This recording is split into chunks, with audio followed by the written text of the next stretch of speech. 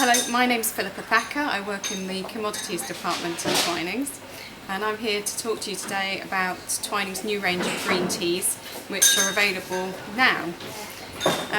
Firstly, what is green tea? We get a lot of questions about green tea. Some people think that it comes from a green tea plant. Others think that it's maybe not quite tea at all. Green tea comes from the same plant, so Camellia sinensis, which is the tea plant, the same as black tea does. It's just processed in a slightly different way from black tea. It's grown mainly in China, which is where it originated. In fact, China produces about 80% of the world's green tea. And there are other countries that produce it too, mainly in the Far East, but also you can find a little bit in South India, in Assam, even in South America. So there's all sorts of places which are producing green tea, but China is really where the expertise in producing green tea lies. So how do you produce green tea, and why is it so different from black tea?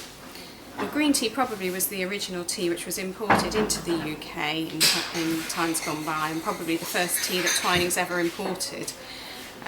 It's processed in a slightly different way in that it is not allowed to oxidise, so it's the oxidation process in black tea which involves the colour change from green leaf to a brown leaf, but in green tea that doesn't happen. And the reason that doesn't happen is because the leaf has to be gently heated first. And this can happen in a couple of different ways. The most traditional way of doing this is to gently heat the tea, usually in a large wok.